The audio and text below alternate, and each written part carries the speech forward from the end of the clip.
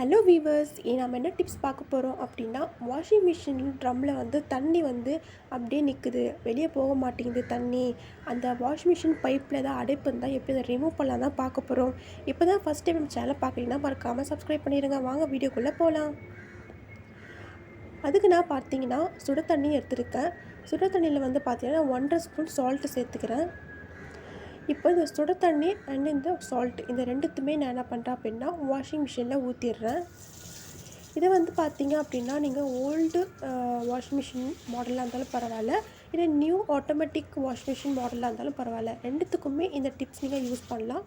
ரொம்பவே யூஸ்ஃபுல்லாக இருக்கும். இப்போ நான் வந்து வாஷிங் மிஷினை வந்து ஆன் பண்ணி விட்டுடுறேன். எதனால் நான் ஆன் பண்ணுறேன் அப்படின்னா, வாஷிங் மிஷினில் வந்து பார்த்திங்கன்னா நம்ம ஆன் பண்ணி விட்டால் உள்ளக்கூடிய அழுக்கு எல்லாமே வந்து வெளியே வரும். ஸோ அதனால தான் நான் வந்து வாஷிங் மிஷினை ஆன் பண்ணி விட்டுறேன். நல்லா ஒரு 2 நிமிஷம் நல்லாவே வந்து அந்த வாஷிங் மிஷின் நல்லா ஓடட்டும். அப்போ தான் வந்து அதுக்குள்ளே இருக்கிற அழுக்கு எல்லாமே நம்மளுக்கு வெளியே வரும்.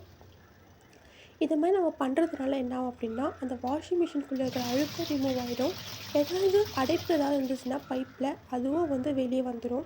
இந்த மாதிரி நீங்கள் ட்ரை பண்ணி பாருங்கள். ரொம்ப யூஸ்ஃபுல்லாக இருக்கும். ரொம்ப ஈஸி டிப்ஸுங்க. வீட்டில் இருக்கிற இன்க்ரீடியன்ஸ் வச்சு தான் செய்யக்கூடிய ஒரு டிப்ஸ் தான். ஈஸியாக இருக்கும், பண்ணி பாருங்கள். போய் பார்க்கலாமா? இப்போ பாருங்கள் எவ்வளோ அழுக்கு பார்த்தீங்களா? இந்த அழுக்கு எல்லாமே அந்த பைப்பில் அடைப்பாக இருந்தனால தான் நம்மளுக்கு வந்து தண்ணி போகாமல் இருந்திருக்கு. ஸோ நான் சொன்ன டிப்ஸை வந்து நீங்கள் ட்ரை பண்ணி பாருங்கள். ரொம்ப யூஸ்ஃபுல்லாக இருக்கும். ட்ரை பண்ணி பார்த்துட்டு எப்படி இருக்குதுன்னு கமெண்ட் பாக்ஸில் சொல்லுங்கள்.